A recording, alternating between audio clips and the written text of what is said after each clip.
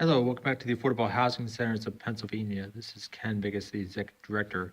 We're going to continue our discussion about the fair housing laws and how the various abuses that someone that determines housing for can be able to abuse the right of someone to um, obtain access to quality of housing. So in this subject, in this topic, we're going to talk about landlord-tenant abuses and interactions where um, the landlord is abusing the tenant and violating their fair housing right based on the protective classes that exist. We're going to focus nationally. In Philadelphia, there is some um, localized municipal protective classes such as source of income, sexual identity, sexual orientation, and but we're just going to focus on something like the national protective classes. When I talk about landlord tenant situation, so when I identify the landlords, they are multiple actors in their involvement. For example, um, large apartment complexes may have property managers, uh, as well as maintenance staff, salespeople. All of these people have to comply and understand the fair housing law, um, because they can even violate that based on certain actions, whether it be intentional or non unintentional. So certain examples, and the most common example that someone can run into is that they identify that the apartment unit that they're looking at is no longer available, but they see the ad in like Craigslist or other um, sources. If you feel that information is not true and it's false, then what you would want to do is to have someone else contact that unit. Um, that for, and it could be someone that is a friend of yours that is of a different race, different gender. That if you feel they are linguistically profiling you, then that would be a blatant uh, violation of the fair housing law. Other examples are if they blatantly said that they will not permit the rent, they don't rent out the apartment units to a person of certain color, certain religion, that is, of course, a violation.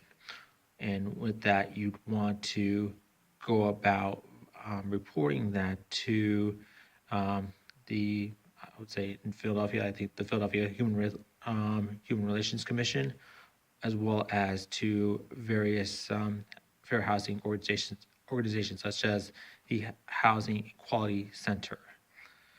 Um, various very There's some confusing aspects and often misunderstood um, aspects of the fair housing law. So, um, such as familial size and the fact that um, the rule of thumb is for each bedroom that a landlord has, two people can permit to live and fit comfortably into that apartment setting. So, for example, if there are two people, there have a two-bedroom apartment that they're trying to lease, and a household has four people living there. Doesn't matter if it's one adult, three children, and or two adults and two children. One is a boy, one is a girl. That they cannot make that determination to say, as a result, that household needs to have three bedrooms based on the family makeup. That is a violation of the fair housing law. So they cannot ask like what is the makeup of um, that household. Um, so that is important to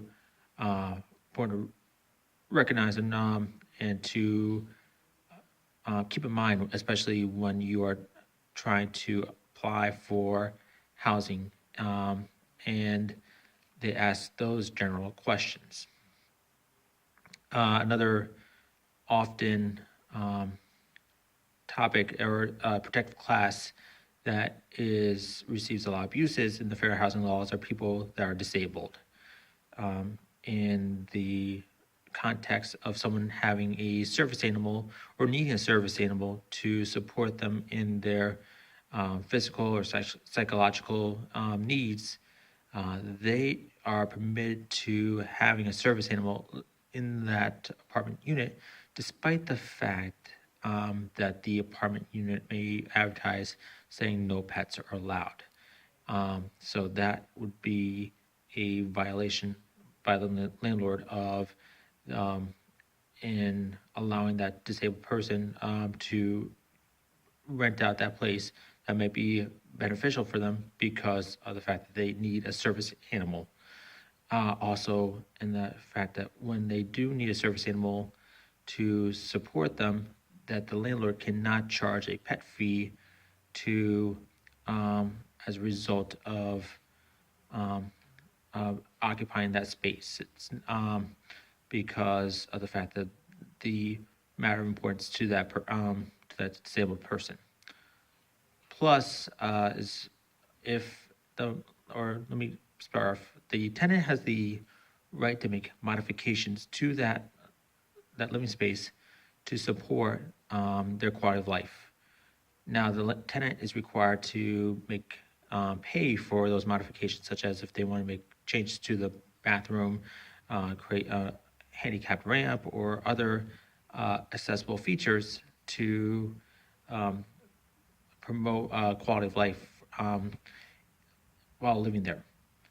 They're also required to, once they move out of the property, to change it back to the original setup.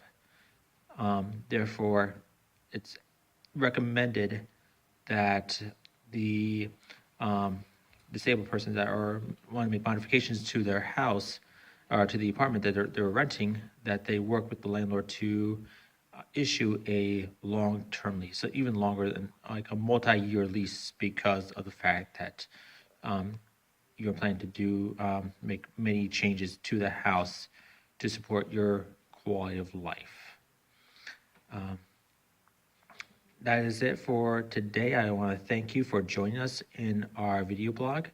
And please join us for our future video blogs regarding the fair housing law and to heighten your understanding of those protections and the protected classes in our future video blogs. Thank you.